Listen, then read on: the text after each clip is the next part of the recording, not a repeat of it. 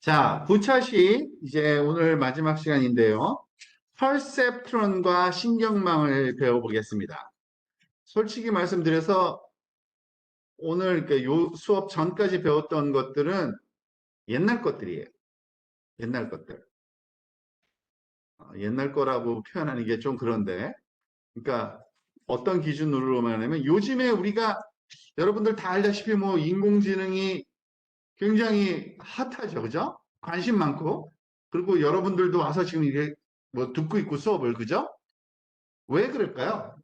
뭔가 잘 되고 완전히 뭐 새로운 기술 갖고 뭐 이렇잖아요, 그죠? 근데 그거는 앞에 설명한 거는 다 옛날 기술들이에요. 인공지능 지금 말하는 그 기술들이 나오기 전의 기술들이에요.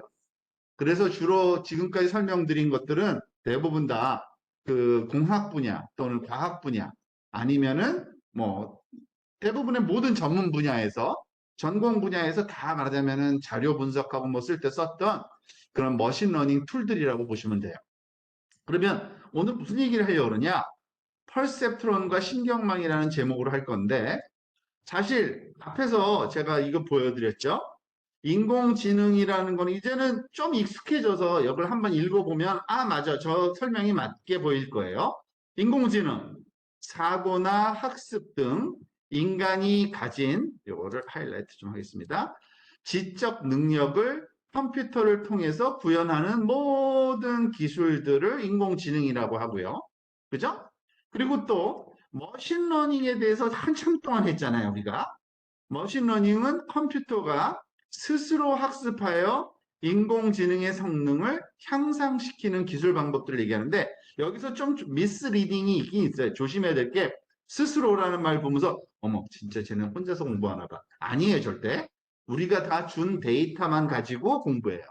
그러니까 어떻게 보면 스스로는 아니에요. 이 말이 잘못 들으면은 엄청나게 똑똑한 무슨 기계를 훈련시키는 것 같은데 시킨 것만 잘하는 애들이에요.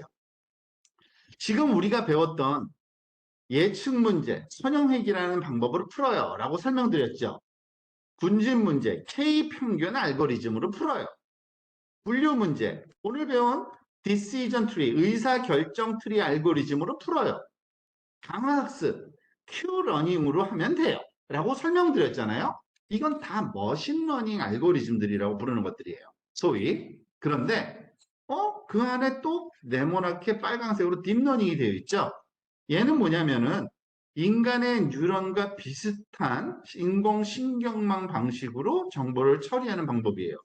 그런데 뭐가 좋으냐면 이 모든 거를 우리가 이해하려면 선형회귀는 선형 방정식을 풀어서 그레디언트 디센트를 해가지고 어떻게 해야 된다고 설명했고 K-민즈는 평균값을 구해서 군집 나눈 다음에 평균값 다시 바꾸고 뭐 이렇게 해야 된다고 배웠고 디시전 트리는 질문하고 답하고 또 질문하고 답하고 질문하고 답하고 이래야 된다고 그러고 큐러닝은 큐 테이블을 하나씩 하나씩 채워나가야 된다고 그러고 뭐 복잡하긴 하지만 나름대로의 무슨 방법은 다 있어요. 그죠?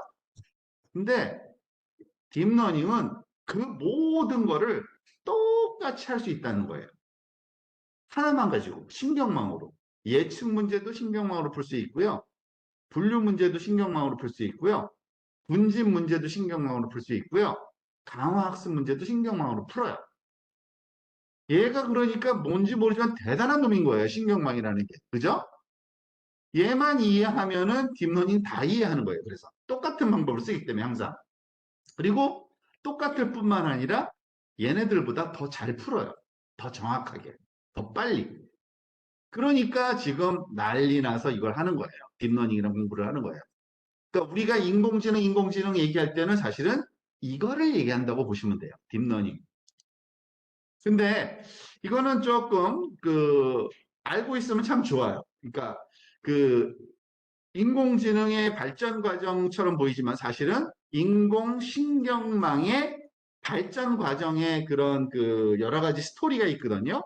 요거는 어느 정도 이해하고 나면은 아 이게 왜 지금 이렇게 잘 되는구나 좀 이해가 돼요.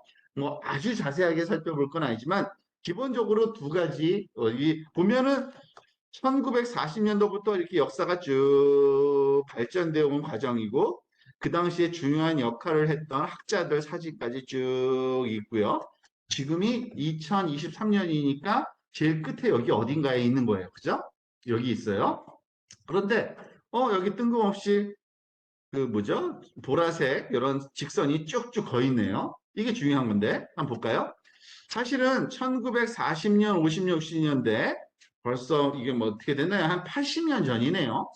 80년 전에 처음 인공신경망 말하자면 그 아이디어가 딱 생겼어요. 그때 처음 나왔어요. 아이디어는. 펄세트론이라는 우리가 배워볼 건데 이 펄세트론이라는 방법으로 뭘 하면 되지 않을까? 라고 아이디어가 딱 나왔어요. 그래서 이거 가지고 진짜 뭐 할 수 있을 것 같아. 그래서 이때 사실은 인공지능 얘기가 막 나오기 시작한 게 이때예요. 인공지능 하자. 우리 인공지능 하자가 이때 나온 건데 생각해 보니까 이거 절대 못 풀어. 이건 아무나 못 푸는 문제야라고 그 당시에 MIT 그 교수님이 뭘 증명해놔요. 이건 진짜 힘든 문제다. 안 되는 거다라고. 그게 1970년대인데 그래서 First Neural Winter라고 써 있죠. 인공신경망계에 겨울이 찾아와요. 겨울. 그러니까 사람들이 다 실망해가지고 아무것도 안 해요. 한 10년 동안.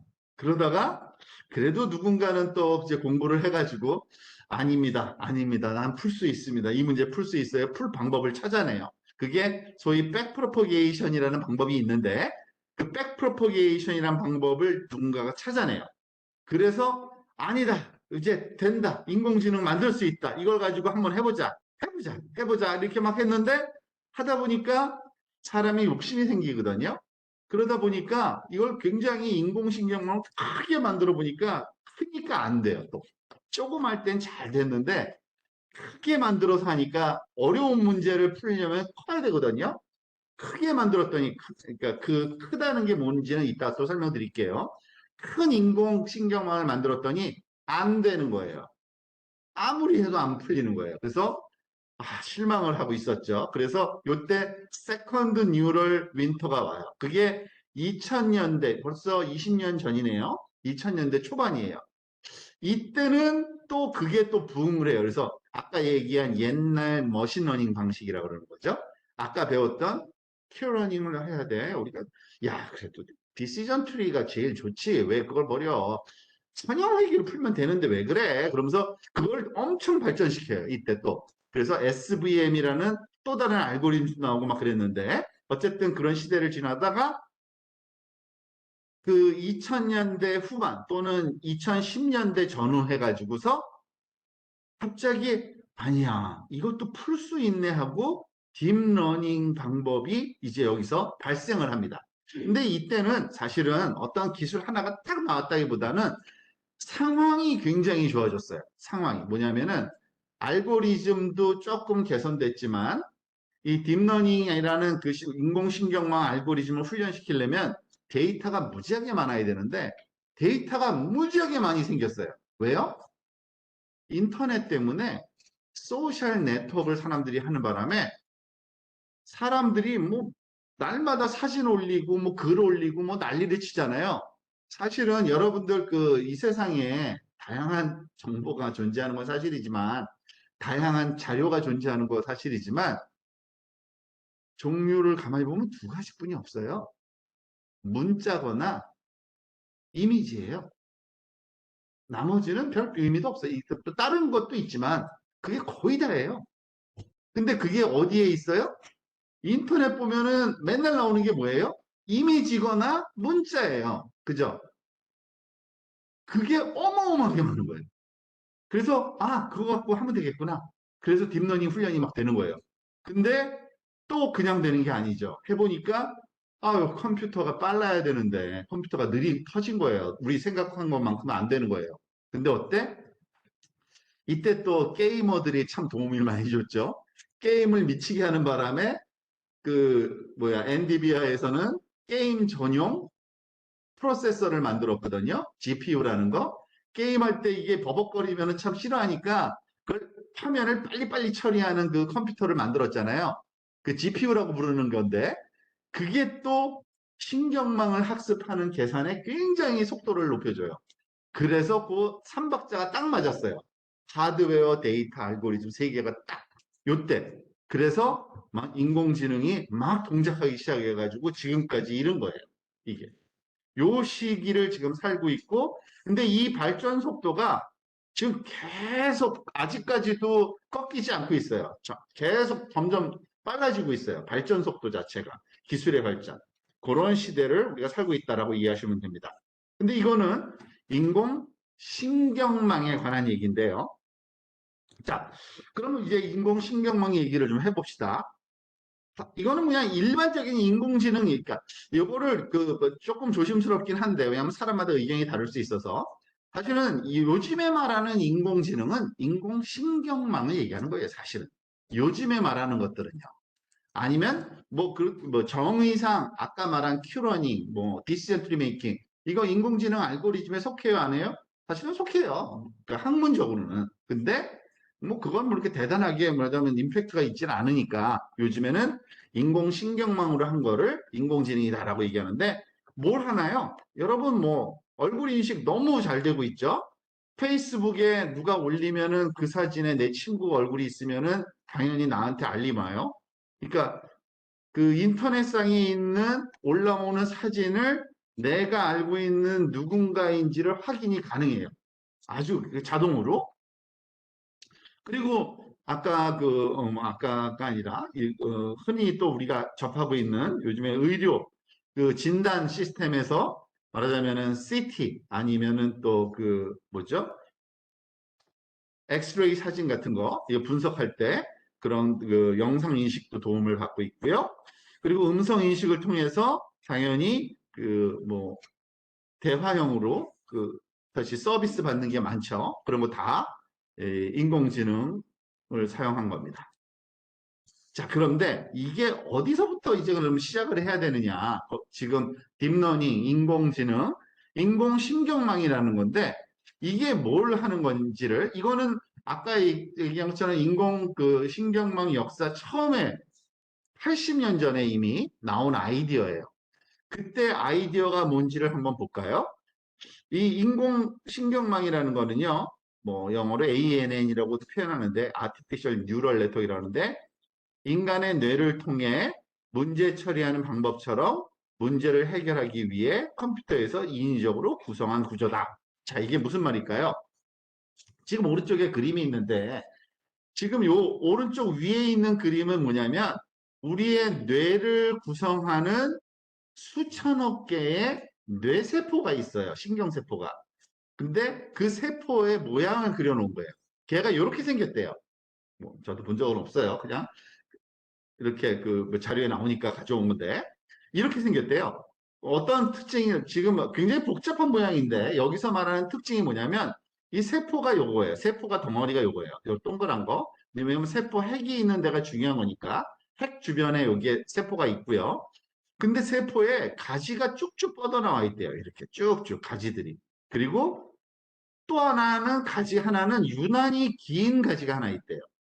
근데 얘네 역할이 다르대요. 이 짧은 가지들은 주변 신경세포에 연결되어 있고 그 주변 신경세포가 주는 신호를 받아들인대요. 이렇게 받아들이고. 그러니까 주변에 여러 세포가 붙어 있겠죠? 수백 개, 수천 개가 붙어 있는데 걔네들이 주는 신호를 얘네가 받아들인대요.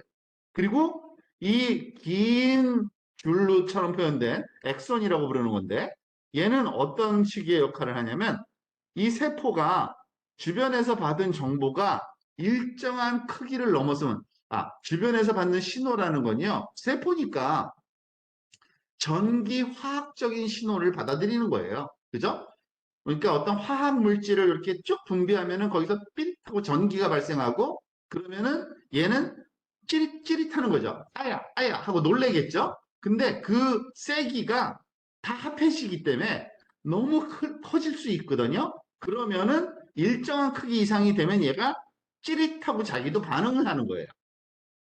너무 단순한 작업이에요. 그죠?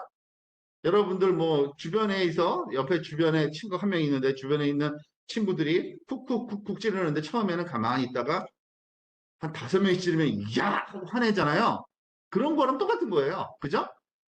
그런 작업을 근데 얘는 또 어디로 연결돼 있어요? 그게 끝이 아니라 누군가한테 또 연결이 되어 있겠죠? 자, 그런데 그렇게 복잡한 거 싫어. 여기서는 요 세포 하나만 그대로 한번 흉내 내보자 한 거예요. 그 당시에. 어떻게 흉내 냈느냐? 수학적으로 이거 세포라고 그러자, 동그라미를. 이 동그라미의 주변에서 입력이 여러 개, N개, 뭐 몇 개인지 모르겠지만 N개가 들어온다 그자. 그런 다음에 그리고 얘는 일정한 크기가 말하자면은 여기 축척이 되면 그냥 신호 하나를 내보내자. 이렇게 한 거예요. 자, 이렇게 말로 하면 좀 이상하고 그림으로 봐서도 그럴싸해 보이지만 저게 현실적으로 무슨 말인가? 이 정도는 여러분 알 거예요. 프로그램을 모르더라도 함수라는 게 있잖아요. 함수. 펑션, 그죠? f 오브 함수인데 입력이 여러 개가 있는데 이 입력의 크기를 갖다가 어떤 식으로든 간에 더하거나 곱하거나 지지고 볶고해서 일정한 값이 되면 그냥 값 하나 탁 내주자. 그런 함수를 만들자예요. 생각보다 간단한 함수예요, 사실은. 그게 첫 뉴런의 시작이에요. 그런데 이걸 갖고 할 수 있는 게 많다라는 걸 알아낸 거예요. 나중에 그걸 설명을 드릴게요. 자, 그런데 그런 그 신경세포 하나, 그걸 흉내낸 거를 뭐라고 부르냐면은, 요런 형태로 만든 거를 perceptron이라고 부르기로 했어요. 왜냐면은, perceive, 인식하다라는 영어, perceive. 그리고 neuron, 인식하는 신경. 그래서 그걸 붙여서 합성어예요. perceptron이 그거예요. 그러니까 인식할 수 있는 뉴런을 하나를 만들어서 수학적으로 그 당시에 뭐 이게 완전히 획기적인 거였죠. 그래서 아무것도 아닌 거죠. 지금 우리가 이해하고 나면은 한 여러 개의 신호를 받아들여서 하나의 신호를 출력하는 그죠? 그냥 여러 개의 숫자가 들어와서 여러분들 이제 공학적인 또는 컴퓨터 사이언티스트적인 생각을 하다 보면 뭐 신호, 정보, 뭐 말은 많아요. 근데 다 뭐예요? 숫자. 몽땅 다 숫자라고만 생각하면 돼요. 어떤 형식이든지 간에. 왜냐면 컴퓨터 숫자 말고는 아무것도 이해 못해요. 그러니까 숫자 몇 개가 들어와서 숫자 하나가 나가는 그런 함수인 거예요. 숫자 몇 개가 들어오면 그것을 가지고 지지고 볶아서 또 하나의 숫자가 나가는 그런 거예요. 그거를 펄셉트론이라고 불러요. 하나에. 그러니까 신경세포 하나를 펄셉트론이라고 불러요, 사실은요. 그런데 여기 보니까 이걸 단층 펄셉트론이라고 그러고 다층 펄셉트론이라고 되어 있잖아요. 이건 뭐냐면 사실은 우리 뇌가 신경세포 하나로 되어 있으면은 이런 지능이 나오겠어요? 아니죠. 신경세포 하나가 또 다른 신경세포에 연결되어 있어요. 그리고 그게 또 다른 데 연결되어 있고 이렇게 줄줄이 막 연결되어 있거든요. 그래서 사실은 좀 더 어려운 일을 하려면 신경세포의 결과를 모아서 다른 신경세포에다가 또 집어넣어야 돼요. 이런 거를 다층 펄셉트론이라고 불러요. 그러니까 현실적으로는 이런 게 어려운 문제를 풀 수 있게 되는 거죠. 신경세포 하나는 단세포가 뭘 할 수 있겠어요? 근데 놀랄 만한 일도 하긴 해요. 근데 어쨌든 근데 이게 바로 그거예요. 이렇게 하려고 했더니 이 문제 진짜 못 풀겠더라 해서 첫 번째 말하자면 뉴럴 윈터가 왔다는 게 이거예요. 1970년대에 야 이건 도대체 못 푸는 문제구나 이거를 풀려고 그랬더니 힘들었던 거예요. 지금은 다 알아요. 푸는 방법을 계산하는 방법들을. 자 그러면 펄셉트론 하나, 뉴런 하나만 갖고 뭘 할 수 있는지를 한번 생각해 보는 겁니다. 그 당시에 왜 사람들이 그렇게 흥분하고 인공지능 시대로 이제 들어섰다라고 말하자면 선언을 했냐면 이게 생각보다 할 수 있는 게 많아요. 잘 보세요. 자, 좀 더 자세하게 사실은 굉장히 수학적인 얘기가 이제 조금 정말이지 아주 조금 나오는 겁니다. 여기 보세요. 얘가 뉴런이에요. Y가. 그리고 얘가 입력이에요. X1과 X2라는 주변 세포에서 전달되는 입력이고 그 신호가 그대로 전달될 리가 없죠. 왜냐면은 옆에 있는 세포들마다 전달되는 거기 연결되는 뭐죠? 그 가지가 굵고 얇고 뭐 난리예요. 막. 왜냐면은 그 부분이 사실은 머리가 학습이 된다는 게 그 부분이 잘 조정되는 건데 그 연결이 항상 일정하지가 않아요. 다 달라요. 다 연결된 부분이 다 달라요. 그래서 사실은 이게 그냥 연결이 아니라 일정한 크기만큼을 곱해져서 전달이 된다는 걸 알았어요. 항상. 그러니까 x1의 값이 얘한테 세포한테 전달될 때 그냥 전달 안 되고 요만한 크기로 감쇄돼서 또는 곱해져서 또 얘는 또 다른 크기로 감쇄돼서 그래서 보통 우리가 그 모든 그 컴퓨터 프로그램적인 의미로 생각할 때는 입력과 출력이 있는 거잖아요. 항상 입력이 있고 출력이 있죠. 입력이 x1, x2가 입력인 거고요.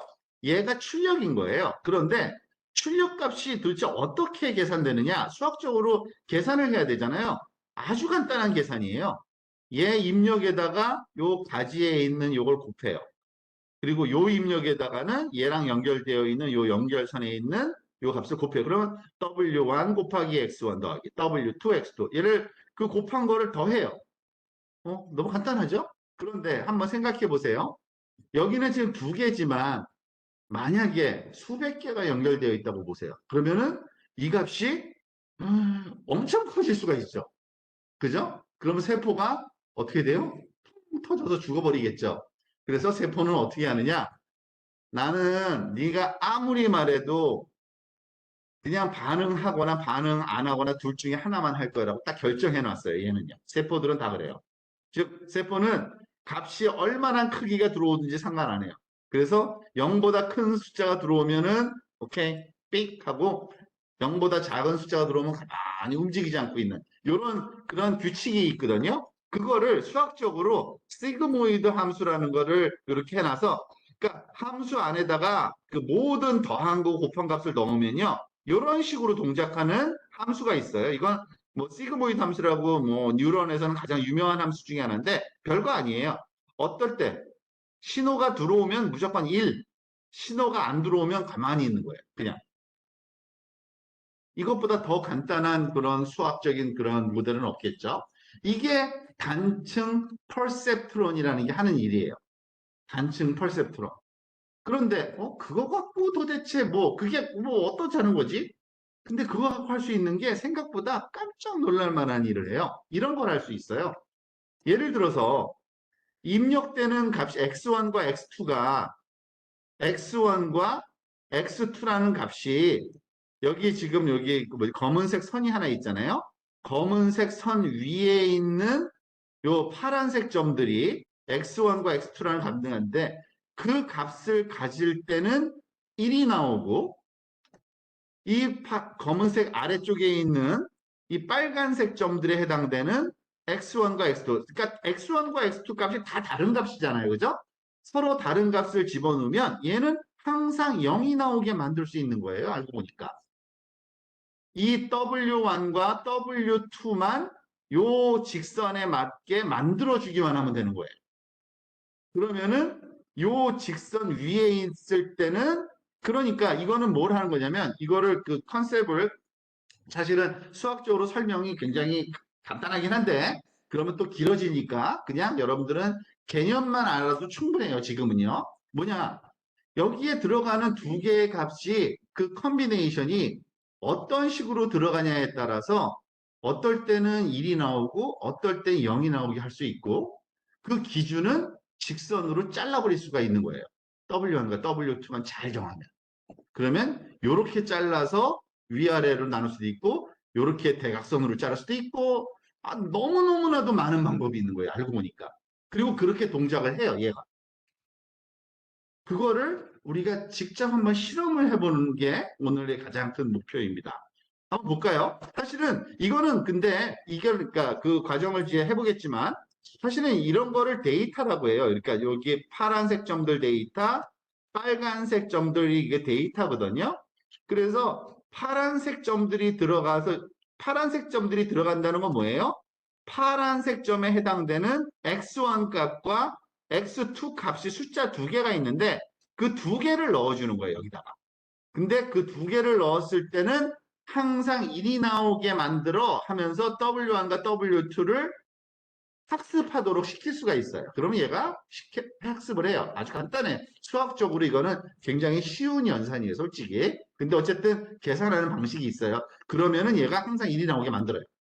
그리고 요것도 빨간색도 주면서 빨간색이 들어갔을 땐 항상 0이 나오는 W1과 W2. 사실은 이건 한꺼번에 계산하는 건데 어쨌든 빨간색 위치가 들어가면 0이 나오고 파란색이 들어가면 그 1이 나오도록 W1과 W2라는 것을 계산하게 하는 게 소위 단층 펄세트론을 학습시키는 거예요. 학습시킨다고 하는 거예요.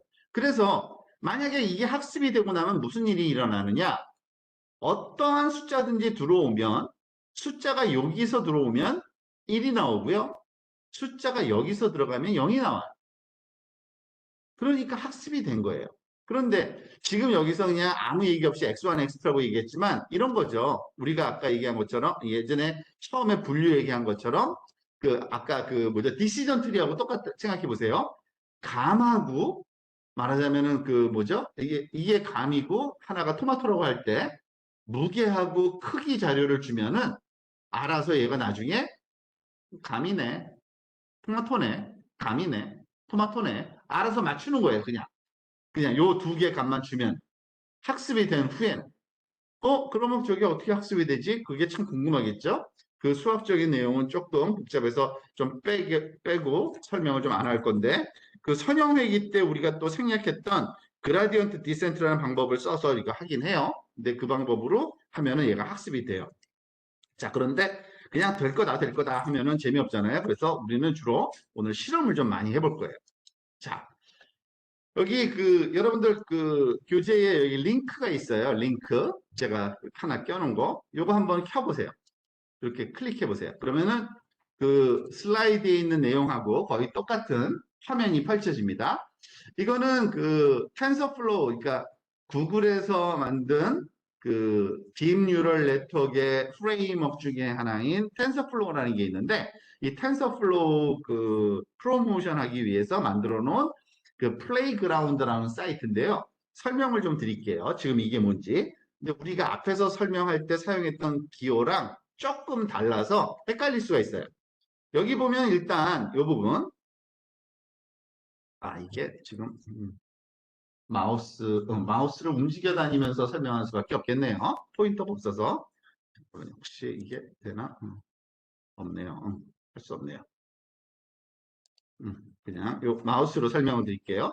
여기 보면 사각형 네모난 게 있잖아요. x1, x2 이게 아까 얘기한 x1, x2 그 점이에요. 점.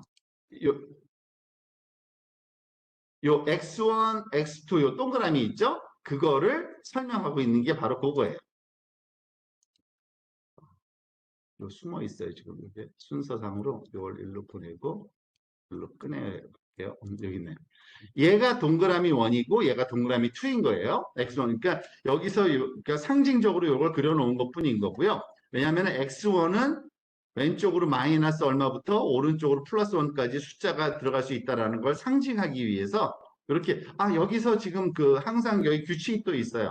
오렌지 컬러가 빨간 그러니까 마이너스 값을 상징하고요. 파란색이 플러스를 상징해요. 여기 오른쪽 아래에 그림 있죠. 여기 바. 여기 슬라이드 바 보면은 요게 오렌지 컬러가 마이너스 1이고요. 그리고 여기 뭐죠? 그 파란색 그게 1이에요. 근데 뭐 왔다 갔다 해도 상관없어요. 무슨 말이냐면 0으로 봐도 되고요. 0과 1 사이라고 봐도 되고 0과 마이너스 1 플러스 1 그거 전혀 상관없는데 어쨌든 기준이 그렇다 이거고요. 그러면 x2도 있죠. x2는 그러니까 수직축이기 때문에 이렇게 그려놓은 거예요. 수직축. 수직축이니까 위로 올라가면 플러스, 아래로 내려가면은 마이너스 값을 갖는 그러니까 두 가지 그 축에 말하자면 값들이 들어갈 수 있다. 그런데 여기 보면은 여기 조그만 선이 흐릿하게 보이죠? 얘가 연결선이에요. 뉴런. 그리고 얘가 지금 그러니까 큰 네모가 그려져 있지만 사실은 출력 값을 다양한 값에 대해서 플로팅을 해놓은 거니까 얘가 출력층인 거예요. 출력된 값을 여기다 표현해. 근데 어떻게 해요? x가 여기 보면 그 레인지를 보세요. 마이너스 6부터 플러스 6까지. 그리고 x2도 마이너스 6부터 플러스 6까지 이렇게 레인지를 갖고 있잖아요. 그 값들이 들어갔을 때 어떤 값이 나오는지를 여기 배경에 보여주고 있는 거예요. 얘네가 마이너스 플러스고 얘는 지금 엉뚱한 지금 아무것도 안 한 거예요. 아무것도 안 한 거라서 그냥 랜덤하게 했더니 이게 데이터예요. 그리고 이게 데이터. 여기 점들이 데이터예요. 점들. 파란색 점들이 1이라는 데이터, 그리고 빨간색 점들이 그러니까 0 또는 마이너스 1이라는 데이터인데 이런 데이터를 구분해주는 요 경계선이 이렇게 있어야 되는데 지금은 틀린 거죠. 완전히 틀려 있잖아요. 이쪽이 파란색으로 나오고 왜냐하면 아무것도 안 했기 때문에 그런 거고요. 얘를 학습시켜야지만 요 데이터를 가지고 학습을 시켜야지만 얘가 직선이 정확하게 구해져요. 시켜볼까요? 플레이 버튼 탁 누르면 얘가 학습을 해요. 근데 한 번에 돼버렸어요. 이렇게 쉬운 문제는 그냥 바로 풀어요. 얘가. 쫙 풀었죠. 무슨 말이에요? 직선 이렇게 만들어야 됩니다. 가르쳐 준 거예요. 근데 저 직선이 뭐지? 여기 웨이트를 눌러보세요. 그러니까 마우스를 살짝 올려보세요. 첫 번째 가중치 값을 1로 주고 두 번째 가중치 값도 1로 주면 됩니다. 너무 간단하네요. 답이 너무 쉽네요. 그죠? W1도 1, W2도 1로 주면은 이런 직선이 생기고 이 직선으로 위에는 파란색, 아래는 빨간색으로 나눠집니다. 가르쳐주고 있는 거예요. 근데 너무 빨리 끝나서 좀 시시한 거죠. 지금 이걸 플레이 버튼 누르면 얘가 학습을 하는 건데 학습은 계속 더 어렵게 많이 할 수도 있어요. 근데 크게 변화가 없죠. 자, 근데 이게 너무 시시하니까 이게 데이터가 왜 이렇게 시시한 거냐면요. 우리가 조절을 할 수 있는데 데이터가 너무 구분이 빤히 되잖아요. 좀 구분하기 힘들게 노이즈 넣어볼게요. 노이즈. 여기 보면 노이즈라는 거 있거든요. 노이즈를 한번 넣어볼게요. 이런 데이터. 그러니까 약간 섞여 있는, 그죠? 이렇게 여기 중간이 막 섞이기 시작하잖아요. 그래서 노이즈 20을 한번 줘볼게요. 그러면 이런 데이터 가지고서 그럼 한번 학습해 볼래? 하고 시켜볼까요? 또 이걸 리프레시 한다는 거고요. 이걸 리프레시 처음부터 여기 이렇게 되돌리는 표, 되돌이표 그리고 플레이 시켜볼게요. 그래도 금방 돼요. 되게. 너무 쉬운 문제라서 잘 풀어요. 그러니까 요 두 개 정도의 웨이팅 값 구하는 거는 너무 쉬운 거예요. 얘한테. 쫙 구했죠. 이거 더 어렵게 해볼까요? 한 30, 40% 노이즈를 한번 줘볼게요. 그러면 굉장히 막 겹쳐 있죠? 다시 한번 눌러볼게요. 그래도 편해. 너무 쉽네. 그죠? 이게 또 잘 푸는 이유 중에 하나가 이거네요. 여기서 그 과정상 제가 설명하기 그 시간이 부족해서 안 하는 게 있는데, 러닝 레이트라는 게 있고, 이걸 좀 줄여주는 것도 좋아요. 0.003으로. 그러면 좀 천천히 갈 거고요. 그죠? 씩 가긴 하지만 액티베이션 함수, 레귤러라이즈 이런 거는 뭐 설명이 좀 힘들어서 제가 단순하게 빨리. 근데 어쨌든 지금 풀고 있는 게 분류 문제잖아요. 분류 문제 푼 거예요. 자, 다시 한번 정리해 볼게요. 지금 얘가 뭘 한 건지, 얘는 뭘 한 건지를 다시 한번 설명을 드릴게요. 자, 데이터가 주어진 거예요. 이 점들이 데이터예요. 점들이. 그러니까 파란색은 1이라는 데이터고요. 나는 1번 클래스예요. 라벨. 얘는 그러니까 지도학습인 거예요. 지도학습. 우리가 앞에서 지도학습, 비지도학습, 강화학습 다 배웠잖아요. 얘는 지도학습이에요. 왜냐하면은 데이터가 나는 파란색이고 나는 빨간색입니다라고 라벨, 답을 가르쳐 주잖아요. 그래서 요 답을 중심으로 X1, X2가 막 들어왔을 때 얘가 파란색일 가능성인지 빨간색일 가능성인지를 결정해줘 하는 거를 학습시켰어요. 플레이 버튼으로 학습한 거고 학습이 딱 되고 났더니 얘가 뭐래요? 첫 번째 그 Y어는 0.66, 두 번째 Y는 0, 이게 딱 보니까 비율만 맞으면 되는 것 같아요. 그죠? 1, 1이었고 지금 0.66, 0.2니까 그러면은 무슨 숫자가 들어오든지 간에 요 직선을 기준으로 위에 있으면 파랗고 요 직선을 기준으로 아래에 있으면은 오렌지라고 결정을 딱 해주는 거예요. 참 신기하죠? 재밌고. 자, 그러면은 조금 더 어려운, 그러니까 다른 문제를 한번 좀 풀어볼까요? 뭐냐면은 사실은 우리가 데이터를 지금 이런 데이터를 가지고 있죠. 데이터는 근데 이런 식으로만 존재하지는 않아요. 사실은. 이렇게 간단하게 우리 눈으로 봐도 그냥 직선 하나 쭉 긋으면 되겠구나 하는 거는 그렇게 간단하지가 않고 이렇게 여기에 모여 있고 여기에 모여 있고 같은 데이터가 그리고 같은 데이터가 오른쪽 위, 왼쪽 아래 뭐 이런 식으로도 분포할 수 있고요. 심지어는 이런 것도 가능해요. 이건 너무 황당하죠? 데이터는 가운데 모여 있는데 파란색 데이터는 빨간색은 그 주변을 둘러싸기도 하는 이런 식의 분포하는 데이터도 있을 수 있고요. 또는 이거는 뭐 황당하죠?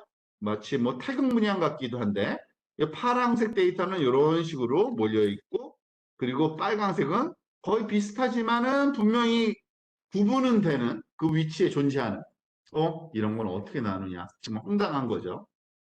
자, 그래서 여기서는 그러니까 이런 것뿐이 없다가 아니라 여기서 플레이그라운드에서 제공하는 실험용 데이터가 요 네 가지가 있는 거예요. 분포가. 그래서 이런 데이터 갖고 실험을 하도록 우리한테 말하자면 그러니까 아이디어를 주는 겁니다. 자, 근데 그런 잠깐만요. 순서가 말이 약간 음. 자, 우리가 지금 실험해 본 거는 그 입력하고 출력만 딱 있었죠. 입력이 있었고 출력이 있었죠. 이게 단층 펄셉트론만 한 거예요, 사실은. 그래서 이 단층 펄셉트론이 할 수 있는 일은 사실 그것뿐이 없어요. 어떤 일? 직선으로 이 구간을 나누는 것뿐이 못해요. 단층 펄셉트론, 그러니까 뇌세포 하나를 가지고서 판단하는 건 이렇게 단순한 작업뿐이 못해요. 그런데 그러면 이런 거는 어떻게 풀어야 되느냐? 이런 거는 비선형이라고 보통 얘기하는데요. 왜냐하면 선형으로 자를 수가 없어요. 그래서 이런 거를 또 비선형 공간이라고도 얘기하는데 직선으로 잘라낼 수 없는 데이터 분포를 비선형 공간이라고 해요. 얘를 직선으로 이렇게 둘로 나눌 수 있는 방법 한번 해보세요. 퀴즈예요. 아무도 못 풀어요. 그죠? 직선으로 얘를 둘로 나눌 수 있는 방법 없어요. 뭘 해도 안 돼요. 그래서 이런 문제는 비선형 공간이고 직선으로는 못 푼다. 그걸 다 안 거예요, 사실은. 그 당시에도. 그래서 직선이 아닌 걸로 풀려다 보니까 힘들었던 건데, 그러면 어떻게 하느냐? 생각해 보니까 이런 방법이 또 있는 거예요.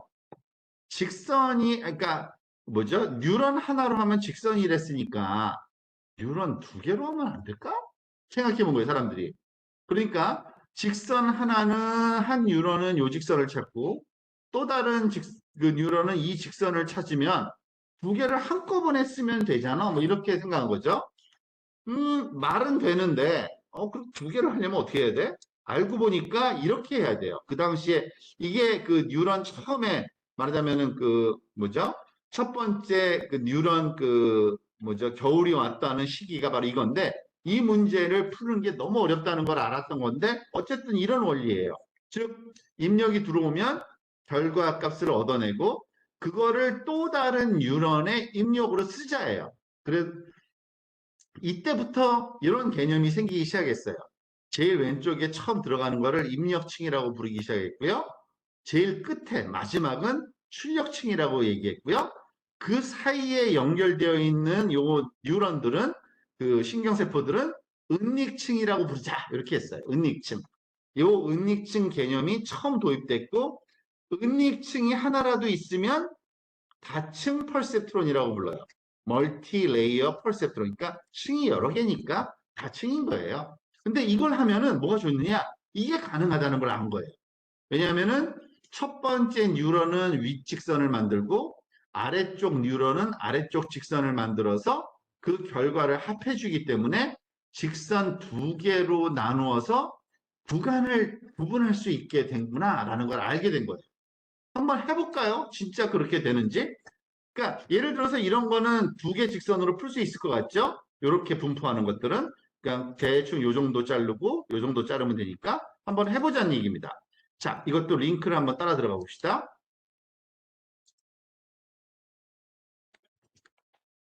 자, 링크를 따라 들어가서 지금 이게 이제 단층 펄셉트론이 안 되는 그 과정을 한번 먼저 살펴보려고 하는 겁니다. 지금 무슨 말이냐면 지금은 아까 거랑 달라진 건 딱 하나만 달라졌어요. 아까는 요 데이터를 썼었잖아요. 요 데이터. 요게 데이터거든요. 여기 데이터라고 써 있죠?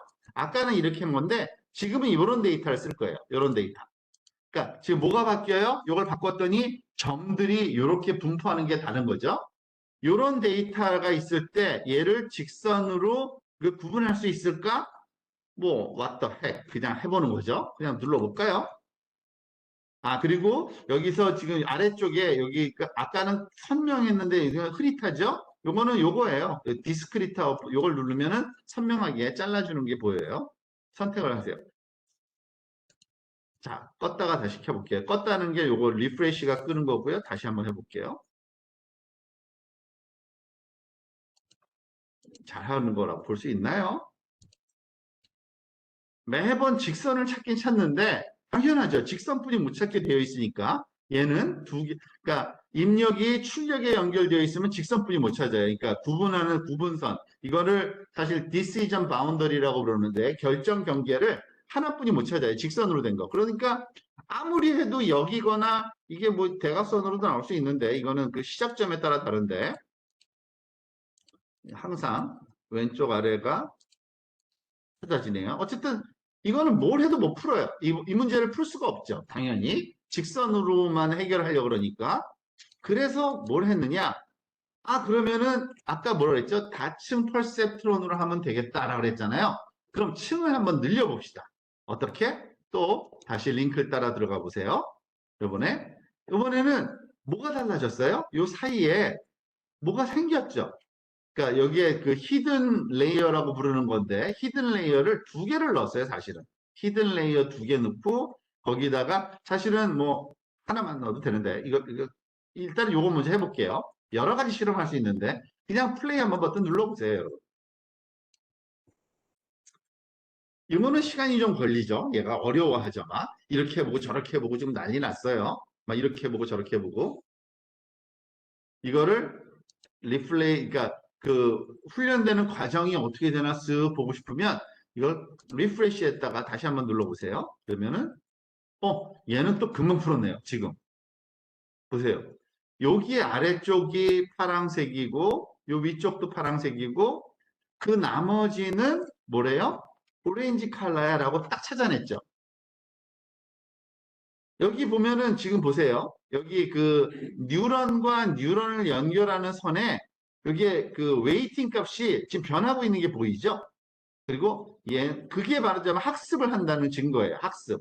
어떻게 해야지 정확하게 이 문제를 풀 수 있는지. 근데 어떨 때는 이제 마이너스도 있고 플러스도 있고 큰 값도 있고 작은 값도 있고 뭐 난리도 아니네요. 그죠? 이런 걸 학습한 거예요. 사실 이거는 조금 그러니까 요거를 명확하게 풀기 위해서 한 거고요. 제가 요걸 꺼버릴게요. 뭘 꺼버리냐면 이거 맘대로 다 이게 되거든요. 그러니까 히든 레이어를 아예 그러니까 이게 마이너스 플러스가 그 히든 그 은닉층을 지우고 더하는 거거든요. 다 빼볼게요. 우리가 아까 하던 건 이거죠. 아까 하던 건 이거는 직선으로 절대 못 푸는 거예요. 그죠? 하나만 늘려볼게요. 히든 레이어 하나만 늘렸어요. 그러니까 이걸로 하면은 어떻게 되는지 한번 해볼까요? 아까 그림처럼 딱 두 개 직선뿐이 못 만들어요. 두 개 직선. 그러니까 경계선을. 근데 이거 이 정도면 잘한 거 아니에요. 솔직히 이 정도는 해도 그냥 그래서 그 당시에 뭐 난리 났던 거예요. 이 정도만 보고서 야 이제 우리는 인공지능 시대 들어섰다. 그 민스키 교수가 막 이랬고 근데 문제는 그때 뭘 못했었냐면 요 웨이팅 값 구하는 방법을 잘 몰랐어요. 지금은 너무 쉽게 다 알아서 지금 자동적으로 구해주고 있잖아요. 그 알고리즘을 돌려서 옛날엔 그 방법을 몰랐어요. 이게 백프로포게이션이나 알고리즘 쓰면은 요걸 구할 수 있어요. 요 뭐죠? 웨이팅 값. 다 모든 직선 그 연결선에 이렇게 되죠. 이거 갖고는 좀 부족해 보여. 그러면 좀 더 스무드한 바운더리를 만들고 싶어? 그럼 어떻게 해야 돼요? 노드 수를 늘리거나 여기서 노드를 한번 늘려볼게요. 4개 정도? 이것만 한번 해볼까요? 그래도 벌써 이런 모양이 되죠. 지금. 이제 직선이 아니라 동그라미로 하네요. 재밌게. 그죠? 이 두 개를 정확하게 영역을 분리를 하는 걸 볼 수 있죠.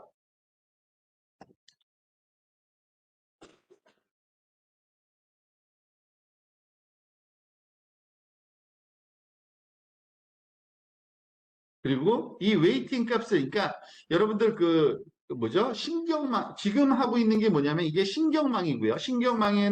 신경망을 만든다는 건 뭐냐면 입력 다음에 은닉층 노드 몇 개 두고 출력층이 어디에 있고 요 위치를 만들어주고 그 다음에 이 신경망을 학습시켜라 하는 게 뭐냐면은 이 신경망에 구성되고 있는 노드와 노드 사이에 이런 그 가중치값 연결된 곳에다가 숫자 얼마를 곱해서 계산해야지 이런 모양이 나오는지 이거를 스스로 우리가 하는 거 아닙니다.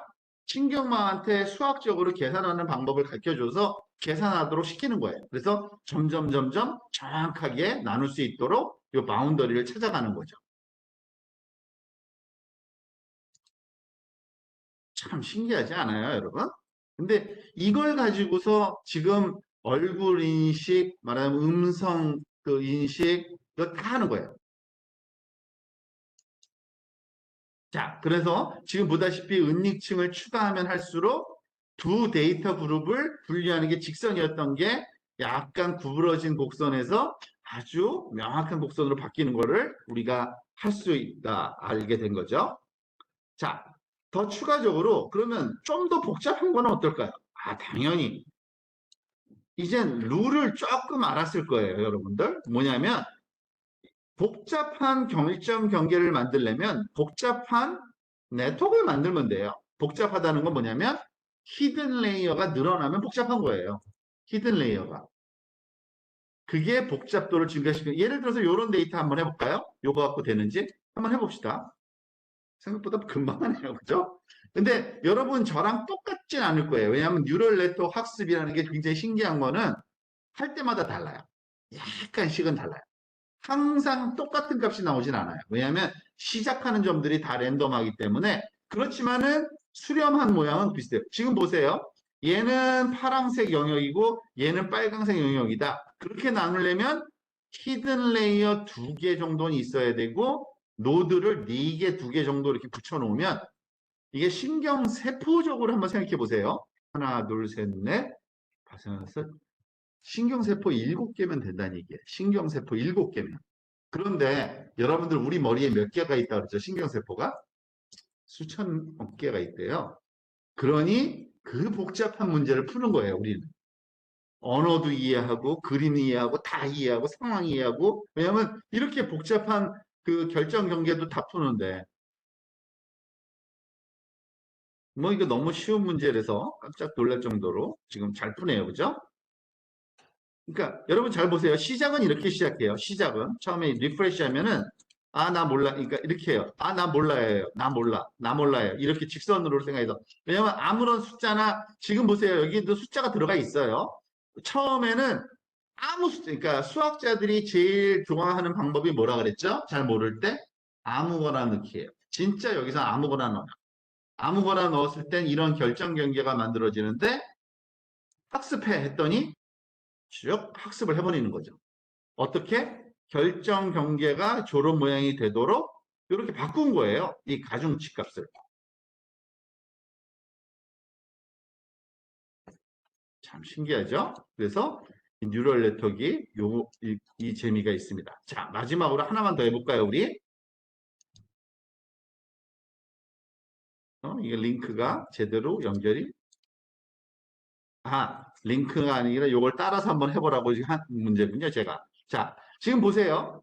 요런 그 뭐지 이거를 뭐 스위스 롤이라고도 하는데 이렇게 그러니까 회전 치면서 돌아가는 거 요런 모양의 결정 연결 만들려면 이 정도의 복잡한 네트워크를 구성해야 될 거라고 아이디어 준 거고요. 근데 어떤 답은 없어요. 일정 개수가 우리가 좀 추가할 뿐이에요. 한번 해볼까요? 자, 여기서 요 데이터를 선택하고요. 요 데이터를 그죠? 데이터 바꿨어요.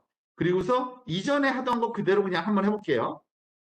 그러면은 얘가 굉장히 고생을 해요. 힘들어해요. 막 하면서 이렇게 보고 뭔가 하기는 하는데 지금 풀기는 풀죠. 어떻게 해보고 있죠. 연습을 막 하죠. 이렇게도 풀어보고 이건가 저건가 얘가 바꿔보는 건 뭐예요? 요걸 바꿔보는 거예요. 요 웨이팅 값을 계속 바꾸면서 하는 건데 아마 그렇게 쉽지가 않을 거예요. 그렇게 복잡한 이 결정 경계의 모양을 구성하기 위해서는 그 뉴럴 네트워크의 복잡도가 증가하지 않으면 얘를 못 풀어요. 그래서 이거는 아닌가 봐. 끄고 한번 히든 레이어를 왕창 한번 늘려봐. 4개로 늘리고 이거를 이것도 다 444로 한번 해볼까요? 늘려보세요. 저도 정확한 개수는 몰라요. 그냥 실험해서 하는 거예요, 다. 한번 눌러볼게요. 그러면 얘가 어느 정도 하는지.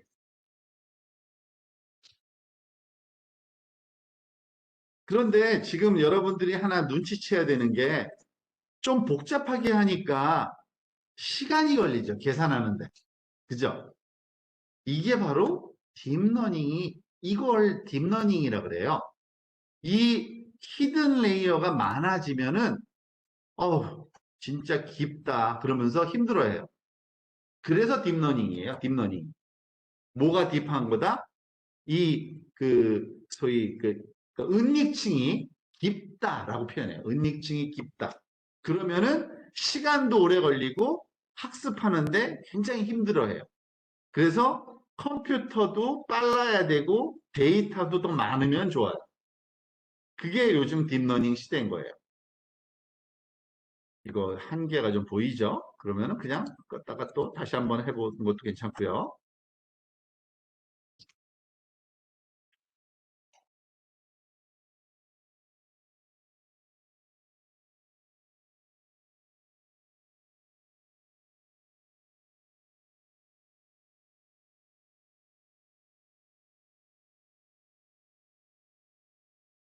조금 한계가 있는 것 같아요. 그래서 저는 이 노드 수를 한번 또 늘려볼게요. 아까 이걸 4개씩 썼는데 6개씩 한번 증가시켜 볼까요? 그러면은 더 복잡한 그러한 그 소위 결정 경계를 만들어요. 얘가.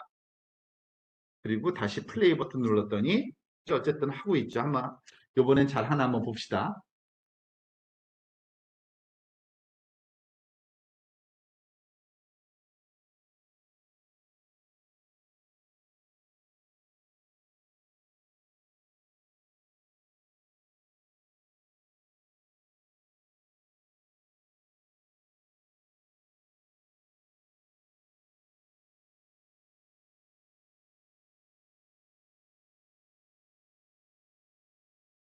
되게 고생하네. 힘들어하네.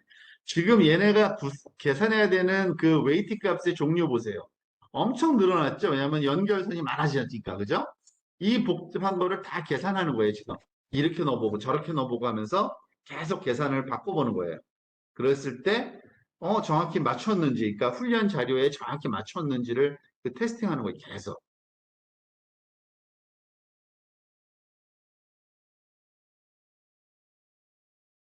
원래 우리 교재에 힌트가 하나 있으니까 한번 살짝 볼까요? 제가 한번 실험했을 때 6664로 했더니 잘했다고 이렇게 한 거거든요. 6666이면 더 잘해야 되는데 어쨌든 좀 기다려 봅시다. 자, 4개 층이면 충분했던 것 같아요. 제 기억에도.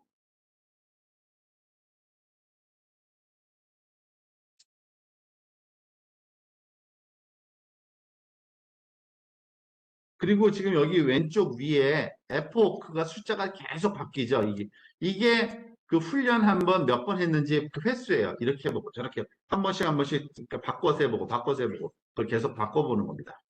여기 그 써 있는 대로 한번 그러니까 여기 교재에 제가 찾았던 그 방법으로 아마 그리고 요거 뭐죠? 토탈 요 사이즈를 한번 늘려볼게요. 트레이닝 사이즈 테스트 데이터 개수를 좀 늘린 거예요, 사실은. 여기서 한번 해볼게요, 다시. 6664로. 그러니까 어떤 그 딱 규칙이 있는 건 아니고 실험을 통해서 다 찾아야 돼요. 진짜.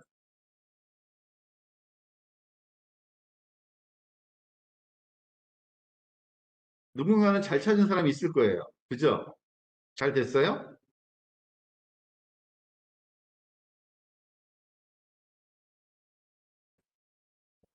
잘 하고 있습니다. 그죠? 그렇게 찾아주니까 다 찾았네. 찾았네. 나만 찾았네. 그죠? 힘들어요. 어떨 때 힘들어요. 안 하고 있네. 한번 해봐요. 빨리. 뭘 해야 되는지 모르겠으면 옆에 친구한테 뭐 눌러야 돼? 물어.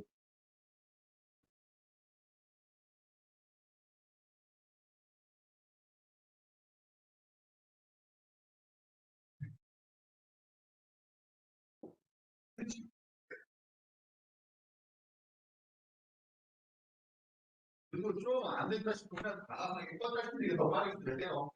무조건 기다린다고, 내가 설명해주면 안 되는 여기서 그것까지 또 배울 필요는 없어 다녔는데, 이걸 보면은 얘가 지금 고생을 하고 있는 건지 아니면 기다리면 더 잘할 건지를 알 수 있는 게 하나 있는데 요걸 보면 돼요. 여기 오른쪽 위에 이게 뭐냐면은 그 잘못된 정도를 그래프로 그리는 건데요. 이게 점점 내려가야 돼요. 항상. 그러면은 잘하고 있는 거예요. 근데 삐뚤빼뚤 왔다 갔다 하죠. 그러면은 모르겠어요. 이래도 안 돼, 저래도 안 돼. 그런 뜻이에요. 그래서 요걸 보고서 얘가 점점 내려가면 좀 더 기다려줄게 잘 해봐 하면 되는 거고요. 너무 삐뚤빼뚤하다 가치가 없다 그러면 에이 다시 해 처음부터 다시 해 하고서 이렇게 시키는 게 나아요.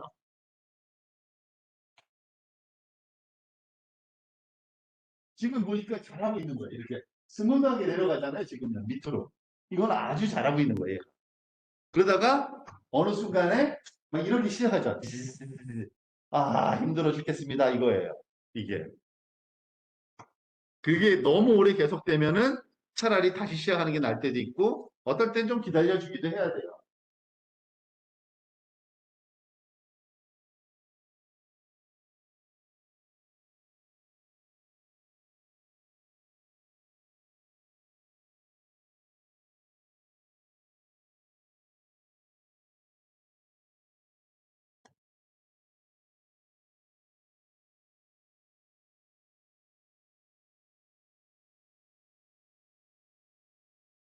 그리고 뭐 여기에 또 다른 설명은 좀 없지만, 이게 더 이상 아마 그 내용은 이게 끝일 거예요. 설명은 없지만, 여러분들이 한 가지 인사이트를 하나 가져야 되는 게 하나 있는데, 이런 인공지능이나 머신러닝 문제, 모든 인공지능 문제나 머신러닝 문제에는 항상 기본적인 구조가 있는데, 생각보다 간단한 구조예요. 입력하고 출력뿐이 없어요.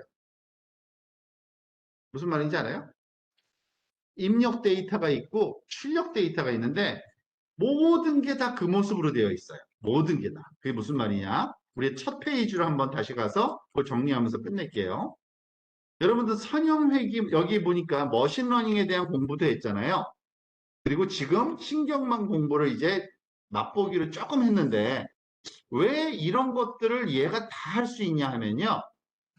모든 문제는 선형회귀, K평균 알고리즘, 결정트리 알고리즘, 큐러닝 알고리즘 몽땅 다 입력이 들어가서 출력이 나오는 형태를 갖고 있어요. 근데 들어가는 입력의 종류하고 형태만 다른 것 뿐이에요. 선형회귀 때 집값 예측할 때 입력이 뭐예요? 집의 크기예요. 출력은 뭐예요? 가격이에요. 그죠? 숫자 하나, 숫자 하나. 좀 간단해 보이죠? 그런데 K평균 알고리즘은 뭐예요? 어떤 좌표값 하나예요. 근데 걔가 1번인지 2번인지 3번인지 그룹만 나눠주면 돼. 그런 숫자가 말하자면 클래스 이름이에요. 그게 출력이에요. 결정 트리 알고리즘은 어떻게 풀어요? 얘도 똑같아요. 어떤 값이 들어가면은 숫자 2개나 3개가 들어가면 얘가 1번인지 2번인지 그것만 결정해주면 끝인 거예요. 큐러닝도 마찬가지예요. 큐러닝도 스테이트라 그랬지 아까 상태. 상태 1번인지 상태 2번인지 상태 3번인지 상태 준 다음에 그러면은 마우스 오른쪽 거를 눌러야 될지 왼쪽 거 그러니까 4개 중에 하나겠죠. 위아래 좌우. 그죠? 그 숫자 중에 4개 중에 하나만 말하자면 결과가 나와요. 그러니까 아무리 그 안에서 복잡한 일이 일어나도 출력과 그러니까 입력과 출력으로 구성되어 있다 보니까 그거를 딥러닝으로 그냥 바꿔버린 거예요, 다. 그 사이에서 일어나는 거, 나 몰라. 얘가 알아서 하게 만들어야지 하면서 그냥 신경망을 거기다 박아 넣은 거예요. 그러면은 그 대신 학습만 시키면 되는 거죠. 그 다음에는 걔한테. 입력과 출력일 땐 이게 나와야 된다. 너 이거 들으면 이거 나와야 돼. 이걸 가르쳐 주면은 어떤 일을 해요? 이거를 하는 거죠. 지금 이 데이터를 주면서 이러한 데이터를 주면서 여기 위치에서는 요 빨강색이야. 요 위치에서는 파란색이야. 걔가 출력인 거예요. 그죠? 입력은 그 위치고. 그죠? 그걸 주고서 계속 훈련시켰더니 얘가 알아서 판단을 하는 거죠. 이제는. 어느 값이든지 들어오면 알아서 거기다가 빨강색일지 파란색일지를 가르쳐 주는 거예요. 사실은 뭐 이게 금방 이게 확 와닿지는 않을 거예요. 근데 점차 하면 할수록 우리가 이제 인공신경망이 모든 그러한 알고리즘들을 대체할 수 있는 그러한 기본적인 구조를 가지고 있다라는 거를 이제 알게 되는 거고 그래서 아마 여러분들이 뭐죠? 인공신경망이나, 다른 것도 마찬가지인데, 머신러닝도, 특히 인공신경망을 가장 쉽게 이해하는 방법 중에 하나는요, 신경망 자체보다는 도대체 얘의 입력이 뭐고, 출력이 뭔지를 판단하는 게 제일 중요해요. 어떤 게 입력이고, 어떤 게 출력인지만 판단하고 나면은, 그런 데이터만 만들어서 제공하면 되기 때문에, 그 부분이 제일 중요합니다. 그 인식을 하는 것이. 뭐, 그거는 이제 많은 예를 보면서 차근차근 우리가 공부해 나가면 될 겁니다. 혹시 질문 있으세요?